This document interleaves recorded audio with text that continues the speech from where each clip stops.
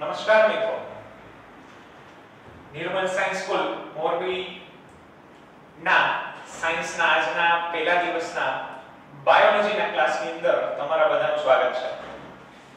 મિત્રો, આ કોરોનાના એક પેન્ડેમિક ટાઈમ પીરિયડની અંદર આપણે બધા રૂબરૂ નથી મળી શકતા. એમાં સૌપ્રથમ વખત મારી લાઈફની અંદર છેલ્લા 8 વર્ષથી હું ભણાવું છું તો પહેલી વખત એવો હિસ્ટ્રીની અંદર પહેલી વખત એવો છે કે રૂબરૂ જેને જોયા નથી, મળ્યા નથી, છતાં પણ એ લોકોની સાથે કન્વર્સેશન કરી રહ્યા છે. ઓકે, મારો જરા પરિચય આપી દઉં તો મારું નામ નિખિલ સરટવા અને નિર્મલ સાયન્સ સ્કૂલની અંદર નીટ જે છે, નીટ એક્ઝામની જ્યારથી શરૂઆત થઈ ત્યારથી હું આ સંસ્થામાં નીટના ફૂલ ક્લાસ છે, બાયોલોજી જે સબ્જેક્ટ જે છે એ બાયોલોજી નીટ હું ભણાવું છું. એની સાથે સાથે તમારો ગુજરાત બોર્ડ જે છે એની અંદર પણ હું તથા મારા ગુરુ અને મારા વડીલ એવા હીરોપરા સર જે છે કે જેમની પાસે હું પણ ભણેલો છું, એ હીરોપરા સર પણ તમને બાયોલોજી ભણાવશે. ઓકે ફ્રેન્ડ્સ, સૌપ્રથમ વખત તમારા બધાનું ફરીથી સ્વાગત કરું છું. એની સાથે ફર્સ્ટ ઓફ ઓલ આજના લેક્ચર દરમિયાન પહેલા એ વાત મારે કરવી છે મિત્રો કે ઘણા બધા વિદ્યાર્થીઓને અને વાલીઓને એવો સંશય હોય છે, એને મનમાં ડર હોય છે અથવા તો પ્રશ્ન હોય છે.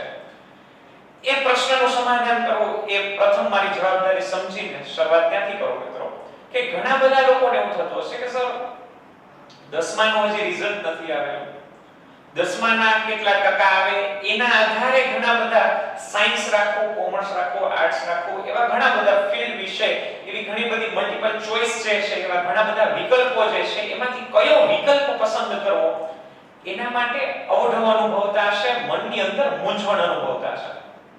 અને મિત્રો ઘણા બધાના એવા બી કોલ આવતા સર હજી રિઝલ્ટ નથી આવેલું તો રિઝલ્ટ પહેલા ભણવાનું સ્ટાર્ટ કરી શકાય? ચોક્કસ કરી શકાય. કઈ રીતે કરી શકાય?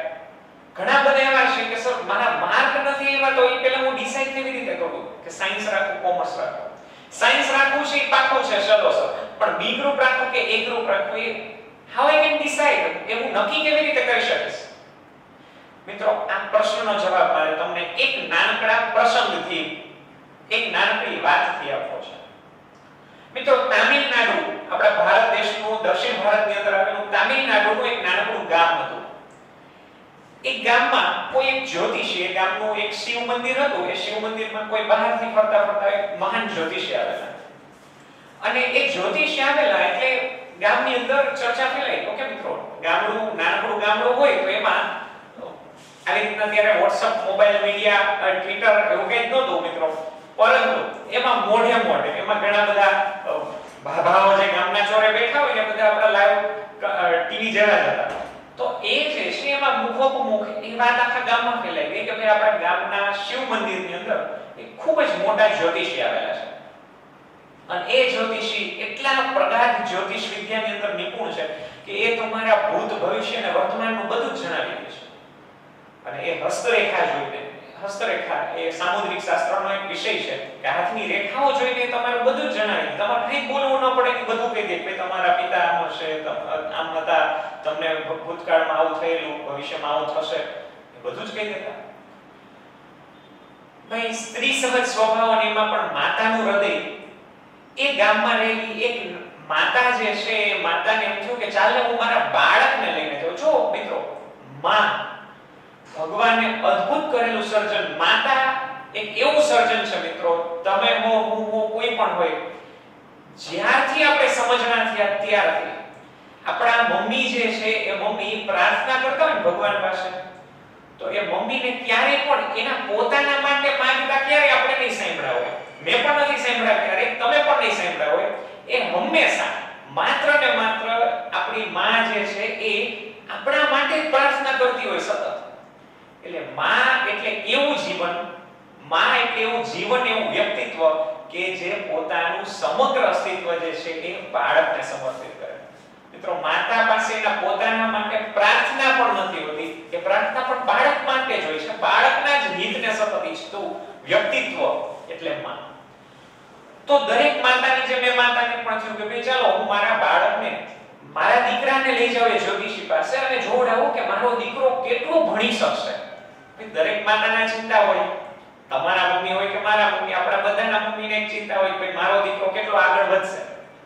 તો એ માતા જે છે પોતાના દીકરાને લઈને એ જ્યોતિષી પાસે શિવ મંદિરમાં ઘણી ભીડ લાંબી લાઈન લાગેલી હતી તો એ પણ ગઈ અને પોતાની એ જે માં જે છે એને પોતાના દીકરાને કીધું બેટા તારો હાથ આ જ્યોતિષી પાસે દેખાડ. બાળક નાનો એમણે પોતાનો હાથ જે છે એ ઓલા જ્યોતિષીની પાસે આમ દેખાડ્યો થયો. જ્યોતિષીએ હાથને આમ જોયું, હસ્તરેખાને ખૂબ સારી રીતે જોયું અને પછી કીધું કે ભાઈ તમારે પૂછવું હોય એ બોલો. એટલે એની માએ કીધું ભાઈ આ છોકરો અત્યારે ભણે છે, ભણતા હોય તો ટકાની ચિંતા હોય, બરોબર, કમાતા હોય તો પછી રૂપિયાની નોકરીની ચિંતા ભણી લીધા પછી હોય, અને નોકરીની પૂરી થાય પછી છોકરીની ચિંતા હોય કે મારા છોકરાને કેવી સારી વહુ મળશે કે નહીં મળે, XYZ. ઓકે, તો ત્યારે એ ભણતા હતા, બહુ નાનો બાળક. તો એમની માતાએ સહજતાથી પૂછ્યું કે ભાઈ શાસ્ત્રીજી તમે મારા દીકરાની ભવિષ્યવાણીમાં મને એ કહો કે એ કેવું ભણી શકશે, એ ભણી ગણીને આગળ આવશે કે નહીં આવે. એટલે જ્યોતિષીએ એમની હસ્તરેખા જોઈને કીધું કે ભાઈ માં તમારા દીકરાના હાથમાં વિદ્યાની રેખા જ નથી.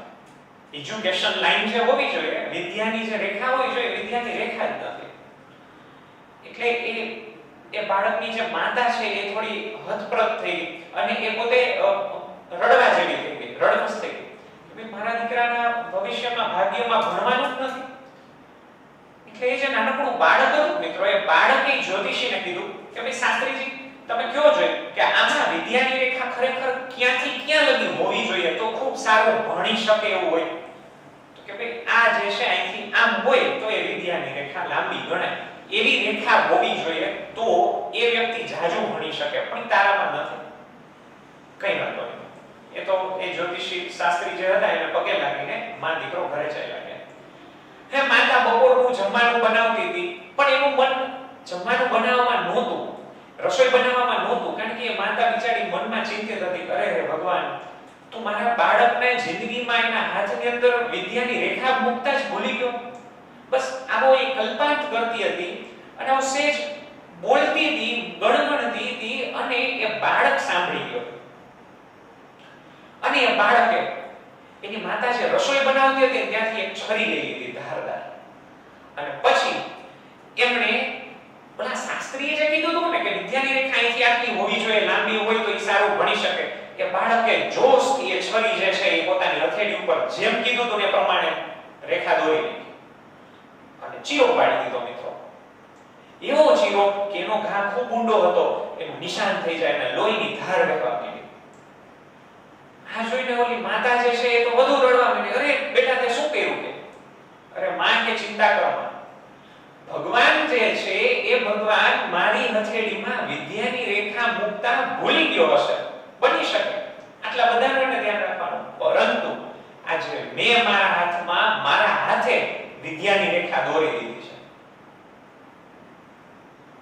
અને મિત્રો આવો દ્રઢ નિશ્ચય બાળક જે હતો એ બાળક કે જેને જ્યોતિષી આવી આગાહી કરેલી વિદ્યાની રેખા નથી અને એમણે પોતે પોતાના હાથે કે ભગવાન મુક્તા ભૂલી ગયો છે વિદ્યાની રેખા, પરંતુ હું મારા હાથે મારી વિદ્યાની રેખાની શરૂઆત કરું છું, દોરી આપું છું અને એને ઊંડો ઘા કરી દીધો મિત્રો. અને એ એમને એની માતાને સમજાવ્યું, માતા ભગવાન ભલે ભૂલી ગયો પણ હું મારી જાતે વિદ્યા રેખાનું નિર્માણ કરીશ અને ભણી ગણી ખૂબ આગળ વધીશ. એ બાળક એટલું ભણ્યો કે એ સમયની અંદર, બહુ જૂના સમયની વાત કરું છું મિત્રો, આજથી 60-70 વર્ષો પહેલાની વાત કરું છું, તો એ બાળક જે છે ભણી ગણીને ખૂબ આગળ વધ્યો. પોતાના દેશમાં વિદેશની અંદર જઈને MA જેવી ડિગ્રી અંગ્રેજી માધ્યમની અંદર પ્લસ અંગ્રેજીના વિષયની અંદર MA ની ડિગ્રી સાથે એ ઓક્સફોર્ડ યુનિવર્સિટીની અંદર અનુસ્નાતક થયા. અને એ મિત્રો બીજું કોઈ જ નહીં, જેમના જન્મદિવસને આપણે શિક્ષક દિન તરીકે ઉજવીએ છીએ એવા ડોક્ટર સર્વપલ્લી રાધાકૃષ્ણન હતા ને, ઓલા બાળક એટલે એ હતા એ ડોક્ટર સર્વપલ્લી રાધાકૃષ્ણન, કે જેમને પોતે પોતાના હાથે વિદ્યાની રેખા દોરી દીધી. મિત્રો મારે વાત આ કરવી છે આ પ્રસંગ ઉપરથી કે ભાઈ તમારા માર્ક્સ જે છે 10માના માર્ક, 8માના માર્ક, 7માના માર્ક, માર્ક ડઝન્ટ મેટર. માર્કનું કોઈ મૂલ્ય નથી.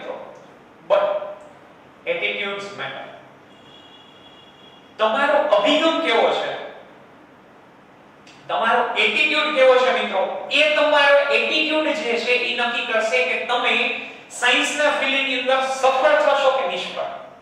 તમારો જે એટીટ્યુડ જે છે એ નક્કી કરશે મિત્રો કે તમે એક સક્સેસફુલ પર્સન બનશો કે નહીં બની શકો.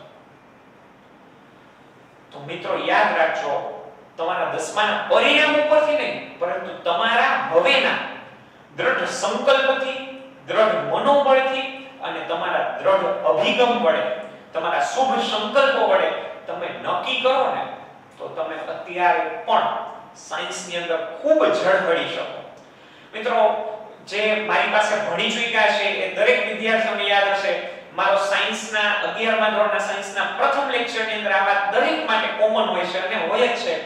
એ છે અને પાક્કી વાત છે મિત્રો, આ વાતને ગણીને ગાંઠે બાંધી લેજો. આ વાત શું તો કે ભાઈ સાયન્સ જે છે, આ મારું માનવું છે, it's my personal opinion, science જે છે મિત્રો એ સાયન્સ, આ સાયન્સ જે છે એ નથી હોશિયાર માટે, નથી નબળા માટે. યાદ રાખજો મિત્રો, આ સાયન્સ સ્ટ્રીમ હોશિયાર હોવું, ઠોઠ હોવું એને જોતું જ નથી.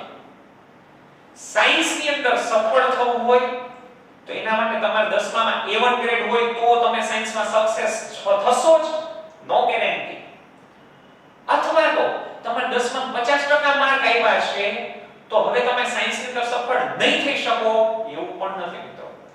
બટ સાયન્સ કોના માટે છે તો તમને પ્રશ્ન થશે તો સબ કયો સાયન્સ કોને રાખી શકાય?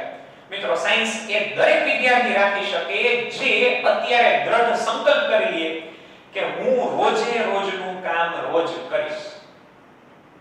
આજે જે ક્લાસની અંદર ચાલ્યું છે, આજે અમને જે 5 કલાક દરમિયાન ભણાવવામાં આવેલું છે, ઘરે જઈને એ કામને હું ઘરના કામની અંદર 5 કલાક ઘરે મળીશ.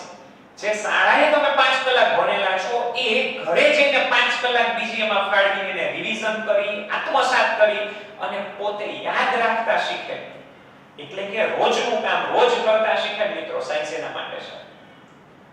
આજુબાજુમાં કોઈના લગ્ન થયા હોય તો પણ ભલે, એટલે કે પરણે તોય ભલે કે મરે તોય ભલે, એ વ્યક્તિ રોજે રોજની દરરોજની તૈયારી, એક ધારી તૈયારી, કોન્સ્ટન્ટ એફર્ટ, પોતાની મહેનતનો ક્રાફ્ટ સળંગ હોય, એ વ્યક્તિ સાયન્સ રાખી શકે અને પાકું છે મિત્રો એ વ્યક્તિ સાયન્સની અંદર સફળ થઈ શકે. મિત્રો મારા 8 વર્ષના જે કરિયર જે છે એની અંદર મેં જોયેલું છે કે ભાઈ એવા લોકો પણ મેં જોયા છે જેને 10માની અંદર 70% માર્ક્સ હોય, 75% માર્ક્સ હોય અને એ 90-92% મેળવી શક્યા છે. અને મિત્રો મેં મારા કરિયરની અંદર એવું પણ જોયું છે કે જે 10માની અંદર 90% માર્ક્સ હોય અને સાયન્સ પૂરું કરવા જાય ત્યાં પાસ થવામાં પણ વાંધા પડતા હોય.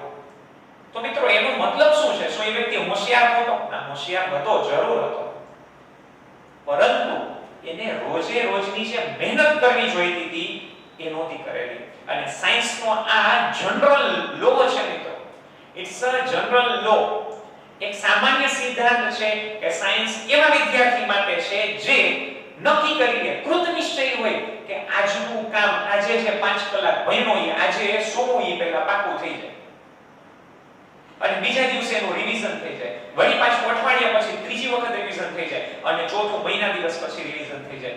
જે અમે આપેલી જે આ સ્ટ્રેટેજી છે મિત્રો, અમે તમને એ પણ શીખવશું કેવી રીતના તૈયારી કરવી. તમારી પાસે પાંખો તો છે મિત્રો, અમારા કરતા પણ બહુ સારી પાંખો છે, પણ એ પાંખોને અને તમારી આંખોને યોગ્ય દિશા કેમ આપવી મિત્રો, એ અહીંયાથી તમને એનું ગાઈડન્સ મળશે. મિત્રો તમે, અમે, તમારા વાલીગણો આ બધા મળીને એ બધાનો જે સહકાર અને સહિયારો પ્રયત્ન છે મિત્રો, એ પ્રયત્ન આપણને ચોક્કસ પરિણામ સુધી પહોંચાડશે.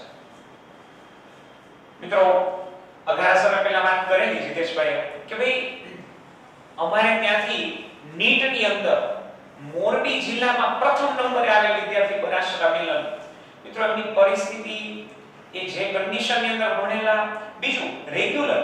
મિત્રો તમે બીજા ક્લાસીસ XYZ જ્યાં પણ એડવર્ટાઇઝમેન્ટ જોવો ને, પણ અહીંયા જે પૂછો કે આને નીટની અંદર આટલા 600 ઉપર માર્ક આવ્યા તો એ કેવી રીતના રેગ્યુલર સ્ટડીમાં, એનો જવાબ નામાં હશે. કારણ એ લોકો જનરલી શું કરતા હશે, 11મું ધોરણ 12મું ધોરણ પછી એક વર્ષ ડ્રોપ લે, 13મું ધોરણ કરવા તૈયારી કરે અને પછી માર્ક્સ મેળવે છે. એની સાપેક્ષે મિત્રો બરાશરા મિલન જે અમારો વિદ્યાર્થી એ ધોરણ 11 12 કરતા કરતા એની સાથોસાથ ગુજરાત બોર્ડની એક્ઝામનું પ્રેશર હોય, ગુજકેટની એક્ઝામનું પ્રેશર હોય, પ્રેક્ટિકલ એક્ઝામ, આ બધી એક્ઝામ આપતા આપતા અહીંની બધી લોકલ ટેસ્ટ દેતા એની સાથે સાથે મિત્રો અમે જેમ કહેતા ગયા નીટ માટેનું જે પ્રમાણે ગાઈડન્સ આપતા ગયા અને અમે જે કહીએ બસ એ લીટા ઉપર પોતે સીધો ચાલ્યો ગયો મિત્રો. 646 માર્ક મિત્રો, 646 માર્ક એટલે સમગ્ર ભારતની અંદર મિત્રો 14 થી 15 લાખ જેટલા કેન્ડિડેટ હોય કે 15 લાખ વિદ્યાર્થીઓમાં મિત્રો 701 માર્કે પ્રથમ નંબર હતો. આ 646 માર્ક મેળવ્યા મિત્રો. તો માર્ક્સની દ્રષ્ટિએ જો, માર્કની દ્રષ્ટિએ રેન્ક અલગ રીતના ગણાય છે, પણ ખાલી માર્ક્સની દ્રષ્ટિએ જો મિત્રો તો એ માર્કની દ્રષ્ટિએ 1 થી 50 ની અંદર આખા ભારતની અંદર 1 થી 50 માં માર્કની દ્રષ્ટિએ આવે છે. અને રેન્કની દ્રષ્ટિએ તો એ તો છે એ અહીંયા ભણતા અને એ આપણી બાજુનો જે મોરબીની બાજુમાં બેન્દ્રનગર ગામ છે ત્યાં રહેતો તો મિત્રો. વિચાર કરો તો કઈ જ વસ્તુ અશક્ય નથી એનું શ્રેષ્ઠ ઉદાહરણ એમણે પૂરું પાડ્યું છે મિત્રો. તો આ વાત છે મિત્રો એટીટ્યુડની. જો તમારી પાસે એટીટ્યુડ હોય અને પોઝિટિવ એટીટ્યુડ હોય કે સર મારે કરવું જ છે, હું કરી શકીશ, આઈ કેન, આઈ વિલ, આ અભિગમ સાથે જો સાયન્સ રાખતા હો મિત્રો તો હું ફરીથી તમારા બધાનું સ્વાગત કરું છું. You overall welcome. ઓકે. અને બીજું, જો તમે સાયન્સ સ્ટ્રીમ રાખવાનું તમને એ પણ અવરું હોય કે સર સાયન્સ જ શા માટે, તો યાદ રાખજો મિત્રો વિજ્ઞાન, સાયન્સનું જો ગુજરાતી કરીએ તો વિજ્ઞાન, અને વિજ્ઞાન એટલે શું, વિશેષતઃ જ્ઞાન ઇતિ વિજ્ઞાન. વિશેષપણે જ્યાં જ્ઞાનને પીરસવામાં આવે છે, જે જ્ઞાનને મેળવવામાં આવે છે એને વિજ્ઞાન કહેવાય મિત્રો.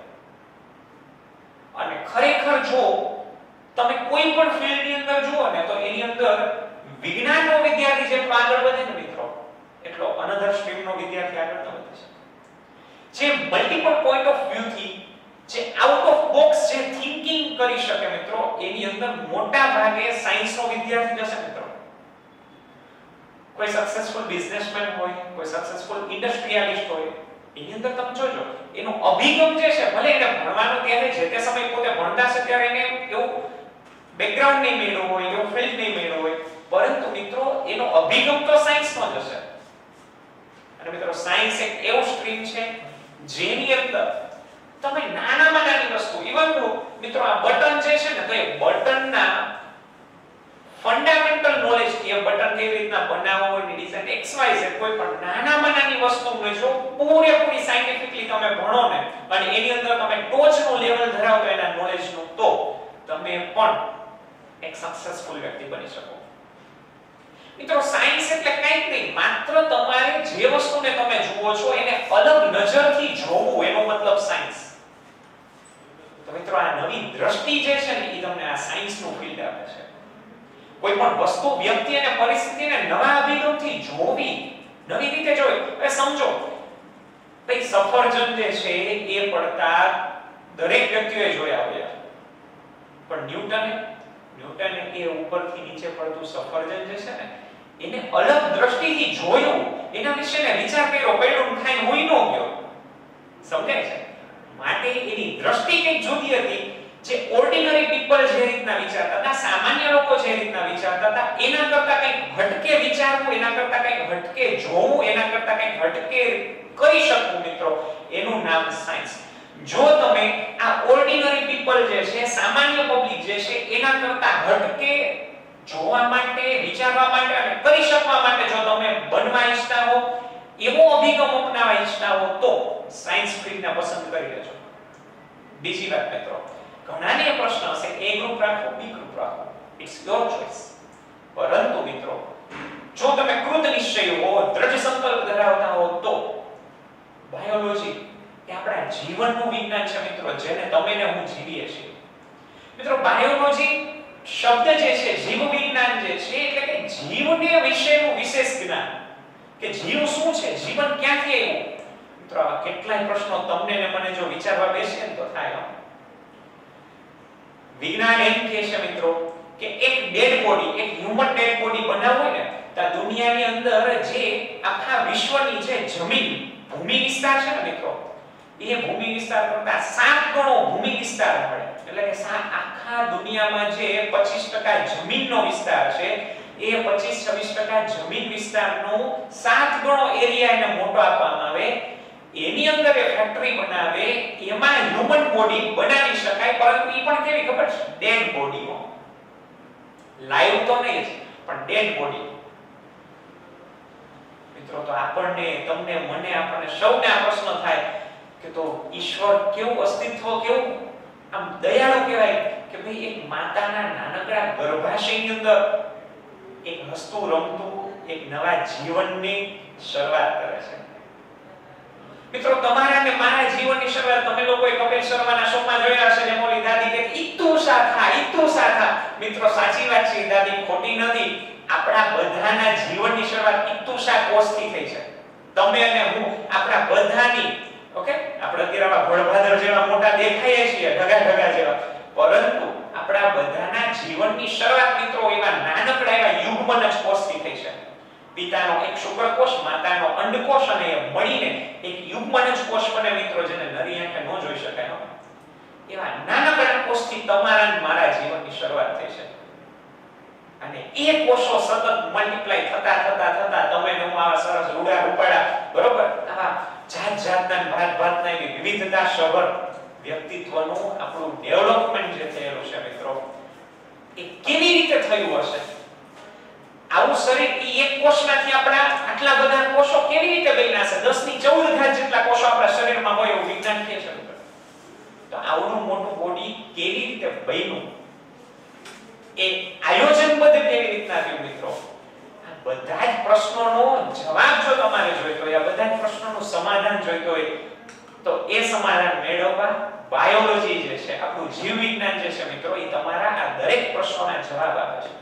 મિત્રો અત્યાર સુધી તમે જે ભણેલા છો ને, એ ભણતરની અંદર એક મૂળભૂત પાયાની ખામી રહેલી છે, અને એ ખામી હું અહીંયાથી દૂર કરીશ. એનો એક સજેશન નાનકડો આપું તમને. અત્યાર સુધી જે ભણાવવામાં આવ્યું છે ને, એમાં યાદ રાખી લો.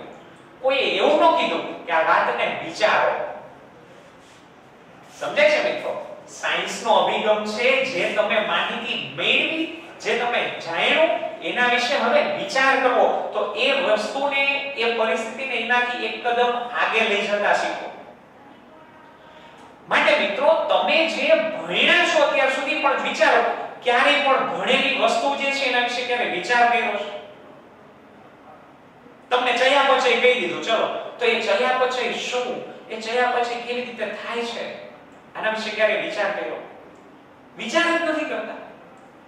ક્યારે તમે વિચાર કર્યો કે ભાઈ સર, આપણે રોજ માનો કે એક દિવસ હું આખો દિવસ દહીં અને દૂધ ઉપર જ જીવું છું, દહીં ખાઉં છું, દૂધ પીઉં છું, દહીં ખાઉં છું, દૂધ પીઉં છું, તો દહીં અને દૂધ આ બંને સફેદ વસ્તુ છે મિત્રો. હું સફેદ વસ્તુ ખાઉં છું તો મારું જે સ્ટૂલ જે છે, આપણે જે મળ તૈયાર કરીએ છીએ, મળનો રંગ પીળો શા માટે? નાનકડું બાળક જે હોય, બરોબર, જે ફીડિંગ કરતું હોય, બરોબર, ધાવણું બાળક હોય, તો એ બાળક માતાનું દૂધ જ સતત પીતું હોય, તો તમને ક્યારે એની પોટી જોઈને વિચાર આવે કે પીવે છે સફેદ દૂધ, પોટી કાઢે છે પીળું, આવું શા માટે? વાહ! જો મિત્રો, તમારા શરીરની નાનામાં નાની ક્રિયા જે હોય, અને એ ક્રિયા જોઈને તમને પ્રશ્ન થવા જોઈએ, અને એ પ્રશ્નનું સમાધાન મેળવવા મથવું જોઈએ મિત્રો, વિચારવું જોઈએ મિત્રો.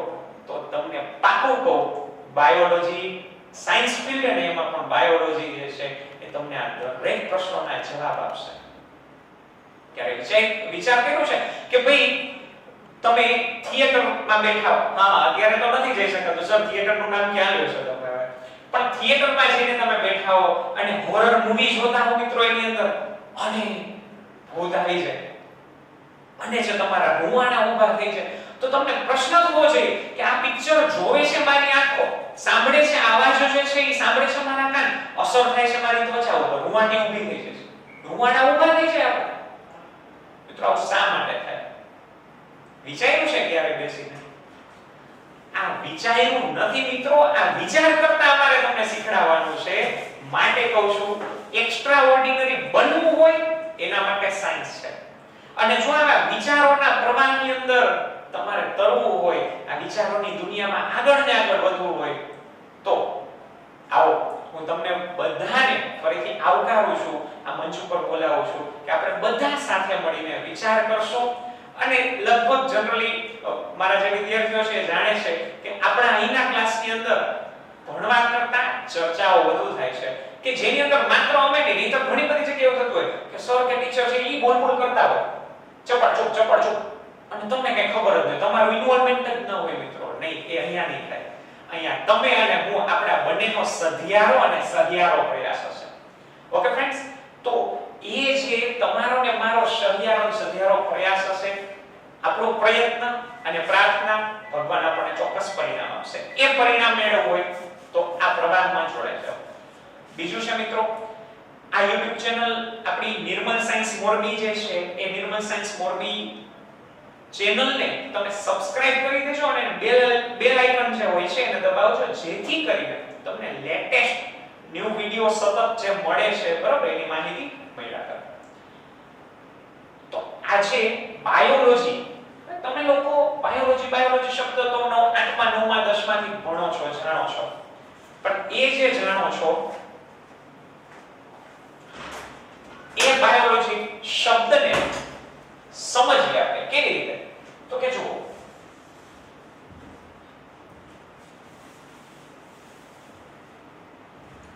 મિત્રો બાયોલોજી શબ્દ જે છે એ બધા બોલી જાય છે બાયોલોજી, પણ કોઈ તમને કહેતું નથી કે આ શબ્દ આવ્યો કેવી રીતે.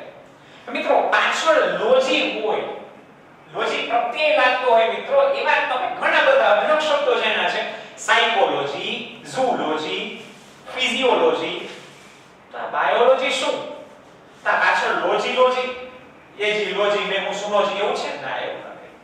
તો કે બાયોલોજી જે છે એ બાયોલોજી એવો સબ્જેક્ટ છે કે જે ગ્રીક ભાષામાં છે અને એમાં બે ગ્રીક શબ્દો જે છે, બે ગ્રીક શબ્દોનો જોડ છે મિત્રો. કયા બે ગ્રીક શબ્દોનો જોડ? નહીં જાણ્યું હોય ત્યારે કોઈ કઈ કીધું હોય એ તો વાત છે મિત્રો. બાયોલોજી સબ્જેક્ટ આખો ભણી લઈએ અને પછી એને પૂછે કે બાયોલોજી એટલે શું થાય, કયો? ચાલો તો કે જીવ વિજ્ઞાન. પણ જીવ વિજ્ઞાન એટલે કેવી રીતે? આ બાયોલોજી શબ્દ આવ્યો ક્યાંથી? લ્યો, તમારી પાસે જવાબ નથી મિત્રો. કોક આપણું નાક કાપીને લઈ જાય છો, તો માટે મારો ફર્સ્ટ જે લેક્ચર હોય એની અંદર હું તમને પહેલા તો બાયોલોજી શું ને એ સમજાવીશ. કારણ કે તમે સમજ્યા ને જે સબ્જેક્ટ ભણવા માંગો છો એ સબ્જેક્ટ શું છે એની જ ન ખબર હતી, સબ્જેક્ટ માં શું છે એ કેવી રીતના ખબર પડશે. માટે સાંભળો મિત્રો, બાયોલોજી શબ્દ જે છે એ ફર્સ્ટ ડિરાઇવ થયો એ સૌપ્રથમ વખત બે ગ્રીક શબ્દોનો જોડ છે. કયો? BIOS plus Logos. બાયોસ અને લોગોસ આ બે શબ્દોનો જોડ બનીને શબ્દ બન્યો biology. BIOS it means life, or living organisms.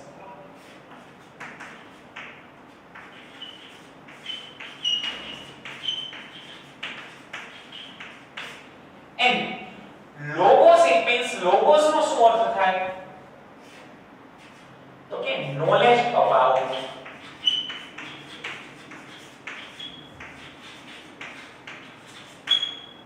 હવે સમજે છે મિત્રો? knowledge about life it means biology. જો મારી મનસશાસ્ત્ર ઉપર જાણવું હોય, માનસિકતા વિશે જાણવું હોય મિત્રો, તો સાયકો, અહીંયા સાયકો શબ્દ ઉમેરવો પડે, લોગોસ. તો knowledge about psychic it means psychology. physiology તો કે ભાઈ knowledge about physical behavior, physiology. સમજે છે મારો વાત?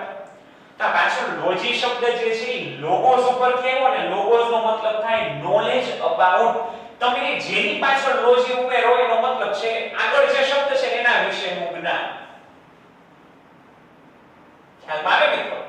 તો જુઓ, આ આખી જે આ ઘટના જે છે એ ઘટના બાયોલોજી શબ્દની. આ બંને ગ્રીક ભાષાના શબ્દો છે, બાયોસ એન્ડ લોગોસ. આ બંને શબ્દો મળીને શબ્દ બન્યો છે બાયોલોજી. અને bios it means life or living organisms, જીવન. logos it means knowledge about, એટલે કે ના વિશેનું જ્ઞાન, તો જીવન વિશેનું જ્ઞાન, જીવંત સજીવો વિશેનું જ્ઞાન, એનો મતલબ થાય બાયોલોજી. સમજે? આ બધી ગ્રીક શબ્દો છે, હા લખવું હોય તો લખી લેજો જરા. જાતિ ગ્રીક વર્ડ્સ.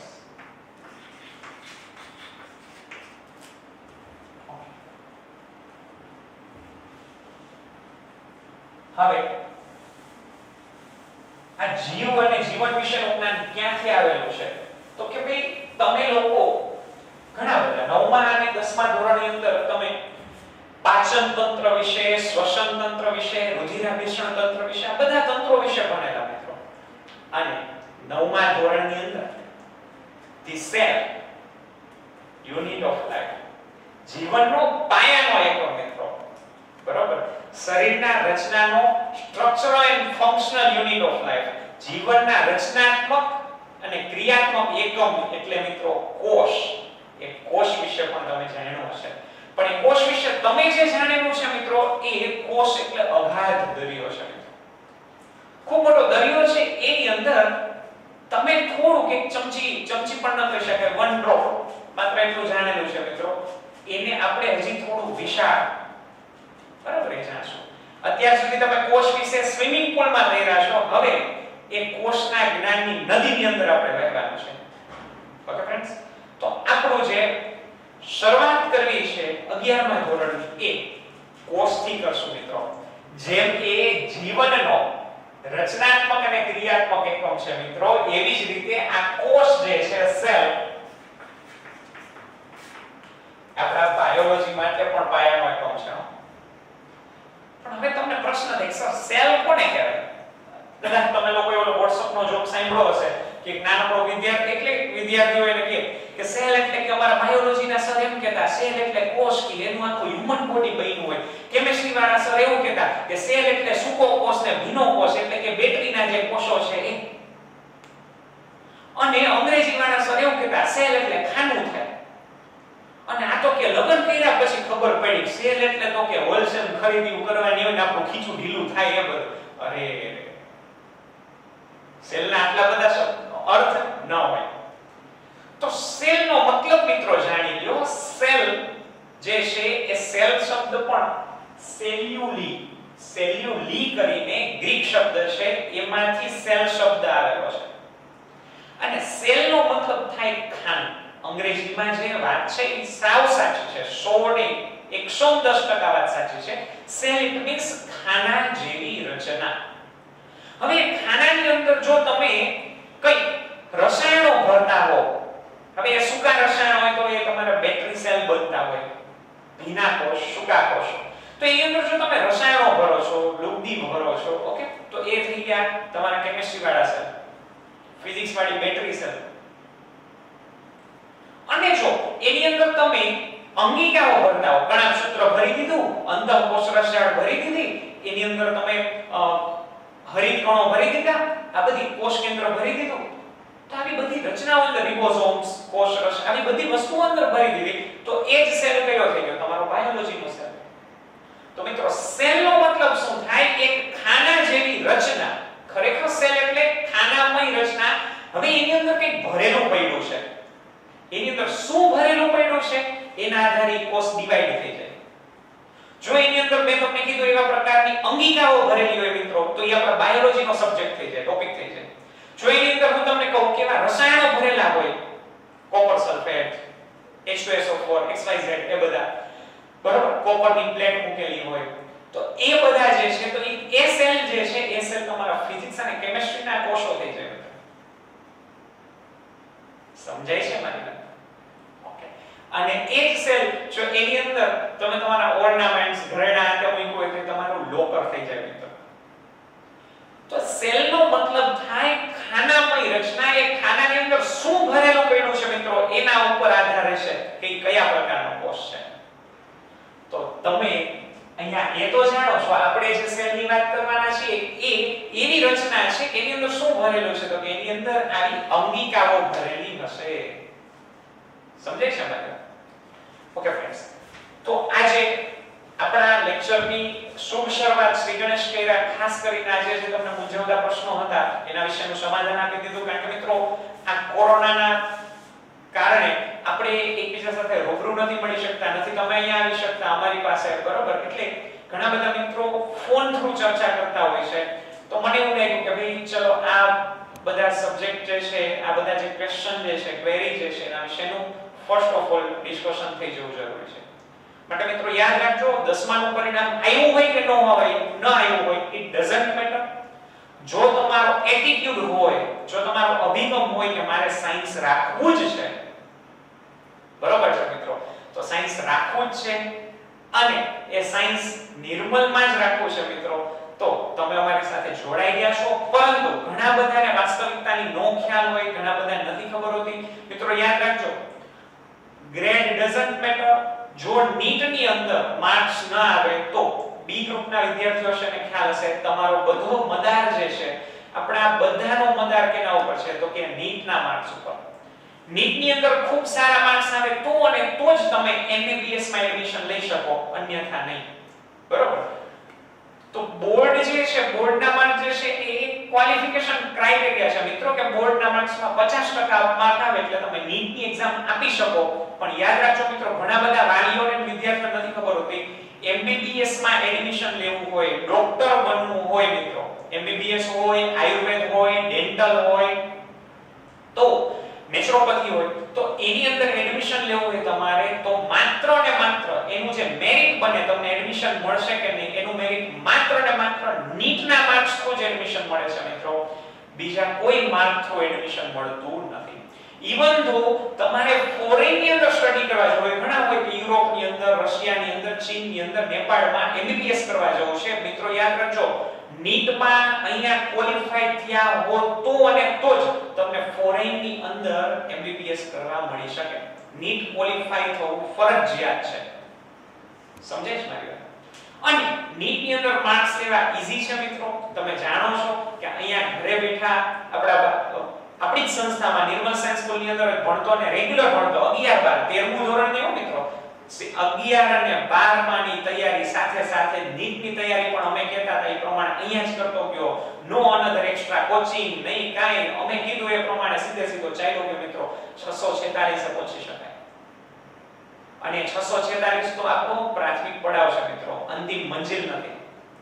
ઓકે ફ્રેન્ડ્સ, તો ભવિષ્યની અંદર ખૂબ સારી ટોચ ઉપર ઊંચાઈએ પહોંચશું, તમારો ને મારો જો સધિયારો પ્રયત્ન છે તો. બીજી એક વાત છે મિત્રો, ઘણા બધાને ખબર નથી હોતી કે 11મું ધોરણ આપણે અહીંયા સ્ટાર્ટ થઈ ગયું છે, તો એ લિંકને શેર કરજો. આપણી માહિતી જે છે ને વધુ ને વધુ સ્પ્રેડ કરજો. રજિસ્ટ્રેશન ન કરાયું હોય, ઘણા એવા છે રજિસ્ટ્રેશન નહીં કરાયું હોય, તો આપણી જે લિંક છે એમાં નીચે લિંક મોકલવામાં આવશે, રજિસ્ટ્રેશન કરાવી લેજો. ઓકે? જેથી કરીને રજિસ્ટ્રેશન એટલા માટે તમને એમ થાય કે સર રજિસ્ટ્રેશનની શું જરૂર છે, અમે તો તમને ઓનલાઈન સાંભળીએ છીએ, જોઈએ છે. પણ મિત્રો અમને તમે ઓનલાઈન થોડાક સમય સુધી જોઈ શકશો, એના પછી સતત અમારી પાસે 2 વર્ષ સુધી ભણવું હોય, અભ્યાસ કરવો હોય, અમારી સાથે તમારે અને અમારે તમારી સાથે જોડાયેલું રહેવું હોય મિત્રો, તો એના માટે ફરજિયાત છે તમારે રજિસ્ટ્રેશન એટલા માટે કરાવવું પડશે. ઇફ યુ હેવ રજિસ્ટર્ડ, જો તમે રજિસ્ટ્રેશન કરાવ્યું હશે મિત્રો, તો તમારું એડમિશન અહીંયા કન્ફર્મ છે. એટલા માટે મિત્રો શું થશે, એની સીટો ભરાઈ જશે. તમે ભલે અમારી સાથે જોડાયેલા છો, દિલથી પણ જોડાયેલા છો, YouTube ના માધ્યમથી પણ જોડાયેલા છો, પરંતુ એક પ્રક્રિયાના ભાગ રૂપે તમે રજિસ્ટ્રેશન કરાવ્યું હશે તો એની સીટ જે છે તમને એલોકેટ થઈ જશે, જેથી કરીને પછી ક્લાસ પૂરા થઈ જાય અને પછી તમે અક્ષર અમે તમારા YouTube માં વિડિયો જોતા હતા, પરંતુ રજિસ્ટ્રેશન ન કરાવવાથી તમને પછી એડમિશન ન મળે એવું ન થાય. બરોબર? જેમ તમે અમારી સાથે દિલથી જોડાયેલા છો, YouTube થી પણ જોડાયેલા છો, એવી જ રીતે રજિસ્ટ્રેશન કરાવીને એક પ્રક્રિયાના ભાગરૂપે અમારી સાથે કાયદેસર રીતે જોડાઈ જાઓ. એટલા માટે એક રિક્વેસ્ટ છે, દરેક વ્યક્તિ રજિસ્ટ્રેશન કરાવી લેજો. જો તમારી પાસે રજિસ્ટ્રેશનની લિંક જે છે એ આ YouTube માં ચેનલની સાથે સાથે લિંક તમને મોકલી દેવામાં આવશે. ઓકે? અને બીજું ફોન નંબર અમારો જે છે 94 092 56 221 લખી દઉં છું તમને. બરાબર?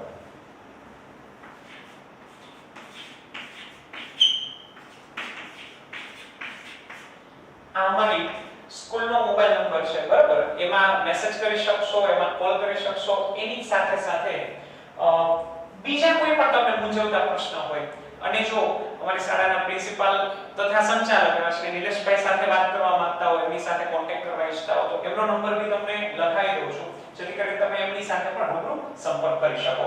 તો એમનો નંબર છે, નિલેશભાઈનો નંબર છે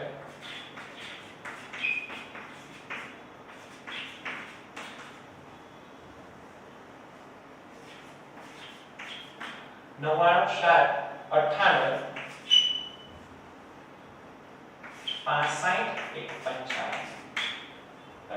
તો આ નિલેશ સરનો નંબર છે, તમે ડાયરેક્ટ નિલેશ સર સાથે કોન્ટેક્ટ કરી શકશો આ નંબર થ્રુ. બીજા કોઈ પણ તમને મૂંઝવતા પ્રશ્ન હોય તો એ પ્રશ્નનું સમાધાન મેળવી શકશો. અને આ અમારા ફોન, આ ઉપરનો જે ફોન નંબર છે એ સ્કૂલ નંબર છે. ઓકે ફ્રેન્ડ્સ, તો આ કોઈ પણ નંબર થ્રુ તમે કોન્ટેક્ટ કરી શકશો, તમને મૂંઝવતા જે પ્રશ્નો છે એ પ્રશ્નોનું સમાધાન મેળવી શકશો. ઓકે, સારું મિત્રો, તો આજે રજા લઉં છું અને આવતીકાલે ફરી પાછા મળશું. કોન્ટેક્ટમાં રહેજો, સતત ટચમાં રહેજો. પ્લસ હવે વેકેશનના મોડ જે છે એ વેકેશન મોડને સ્વિચ ઓફ કરી દેજો અને એક્ટિવ મોડમાં તમારા અંદરના મન બુદ્ધિ જે છે એને એક્ટિવ મોડમાં નાખી દેજો. સાયન્સ કરવું જ છે મિત્રો, અને એ સાયન્સની અંદર આપણે ઉચ્ચ સિદ્ધિઓ હાંસલ કરવી છે. ઓકે મિત્રો, તો સારું, ગુડ બાય, રજા લો.